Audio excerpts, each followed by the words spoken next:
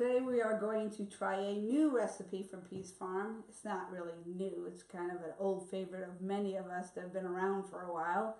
It's simple ingredients: fresh green beans, red potatoes, onion, sausage, garlic, and some olive oil. Prep is real easy. For the potatoes, you have two choices. Either one will go ahead and put them in the microwave and microwave them in there for about maybe 2 baked potatoes, because I have a baked potato setting on mine, so it's about 10 minutes. Or you can boil them in water. Or if you've boiled them in water and they're sitting cold in your refrigerator, you can use those too. Good way to use up some leftovers. So we're going to pop these into the microwave so it's quick and fast. I have green beans, and what we're going to do is we're going to cut our green beans. It's very simple to go ahead and put them together. You're going to go ahead and take off both ends. And there's no right or wrong way to cut your green beans, just you want them into some smaller pieces. Okay, once they're all cut, you're going to rinse them off and put them in some boiling water. You also need a half onion.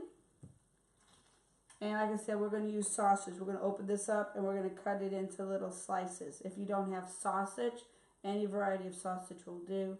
You could use ham. You can use ground meat if you needed to. I particularly like the sausage. A little olive oil and some salt and pepper to taste. So if you give me a second, I'm going to finish slicing up my green beans. I'm going to put my potatoes in the microwave so they are working. And then I'm going to go ahead and I'll show you how to cook the green beans. Okay, I have my green beans all cut and ready to go. So what I'm going to do is I'm going to start these cooking. These do not need to cook long. My potatoes in the microwave, they're about finished. I'm going to add to my boiling water. I'm going to add, I buy baking soda in bulk, so I have baking soda in my mason jar. I'm going to add a little bit of baking soda to my water. This will do two things for you. One, it'll give it a slight salty taste, but it will also keep your green beans green. So it keeps them nice and fresh looking. I'm going to add our green beans. I'm going to let these just cook up just a little bit. While that's cooking, I'm going to start my frying pan. And the green beans need to cook about 2 minutes. You don't want to overcook them because you want that crunch. So, but while the green beans are cooking, I'm going to go ahead and get my frying pan hot. I'm going to go ahead and turn it on about a medium heat. I'm going to add some olive oil to the bottom. You can also add butter. Sometimes I add a mixture of olive oil and butter, both, for the extra flavor. I have my 2 cloves of garlic. And we're going to go ahead and just kind of dice these up a little bit. There's no right or wrong way. I've even used already chopped garlic. You can buy it in the grocery store. If you don't have any fresh garlic in your house, you can use powdered garlic. Add it to the end. I've also used garlic flavored olive oil before, and that works good too. One thing with cooking, you have control of your ingredients and you have control of your flavors, but it doesn't have to be complicated. All right, I'm going to go ahead and slip my garlic in there and kind of get that moving. I'm going to go ahead and saute the garlic just a little bit. The longer you cook garlic, the sweeter it gets. It takes some of that bite out of a garlic. I also went ahead and cut up my onions, and I'm going to add this at the same time.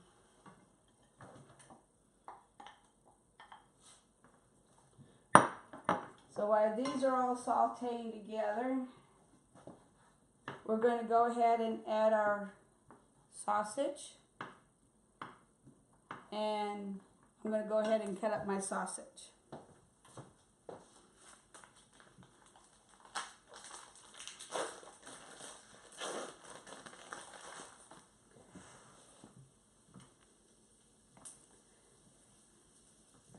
Again, no rhyme or reason to it. If you're a vegan and you don't particularly like to have meat, this could be easily a vegan dish. If you want a little spice to your meal, this would be a good time to add your jalapeno peppers if you would like to make it spicy. A trick I use is using a jalapeno sausage. That way you kind of get the jalapeno taste and get the sausage, spicy sausage, without having the whole dish get too hot on you. My onions are cooking. This is a white onion. When you cook white onions, the longer you cook them, they start to caramelize and they become sweeter. So don't be afraid to use the onions in a cooked variety. They lose a lot of their bitterness when you cook them. You draw out the sugars as they cook. I'm also going to throw in my sausage at this time and get that cooking as well.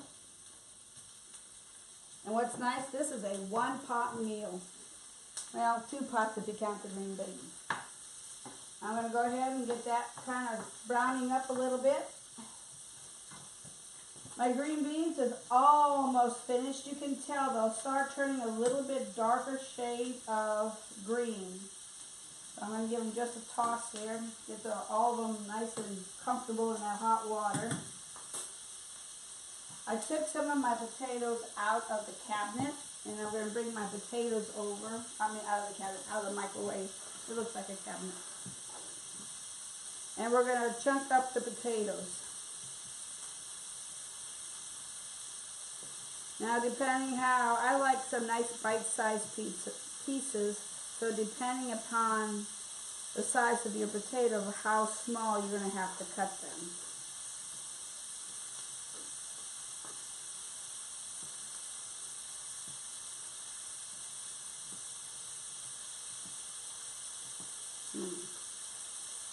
You can hear the sausage and the onions and the garlic all coming together. I'm about ready to drain the green beans. I'm going to use the same strainer that I rinsed them in to go ahead and strain out the water.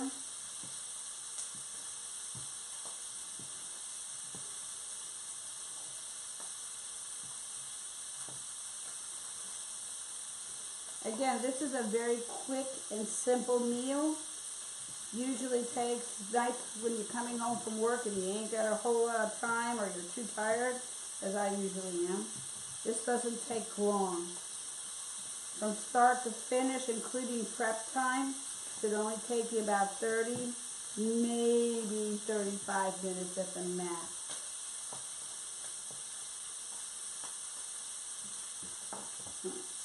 Give my sausage a little turn here.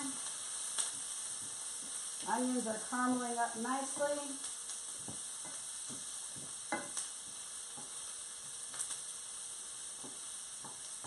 I'm using a really nice non-stick pan.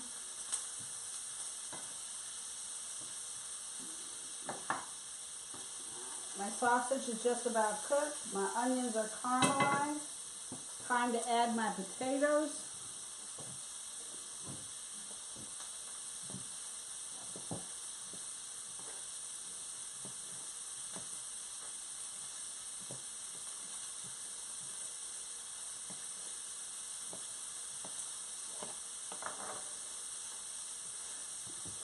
I'm going to slip my potatoes in.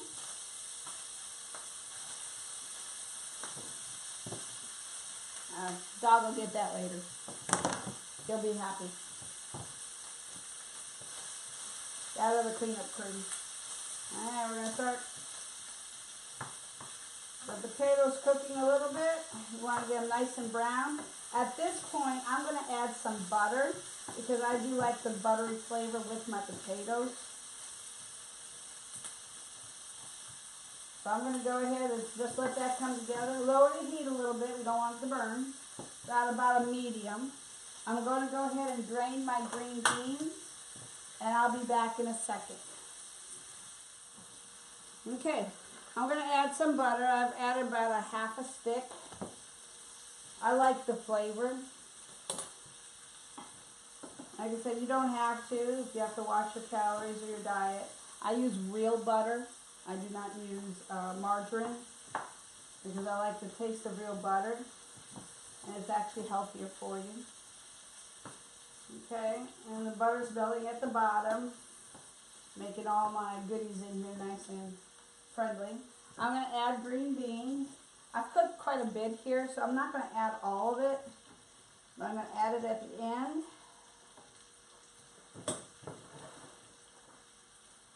I have some more green beans. I can make another batch.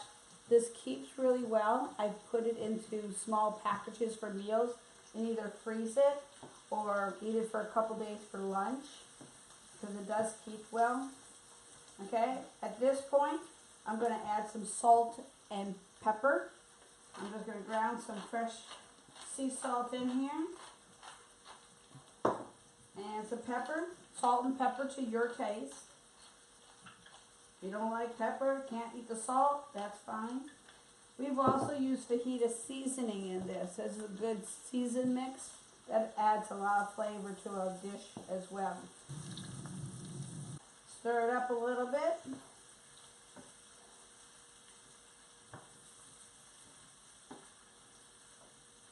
And that's dinner. Okay, we've finished up with our green beans, potato, and sausage. As I said, from our farm, we grow the green beans, we grow the potatoes, we grow the onions. We use packaged sausage on this because right now we do not have any of our own sausage from our pigs. That's what we usually use. Oops, come back here. And if you really want to get a little fancy, you can put a little cheese on top of it as well. From our farm to your table.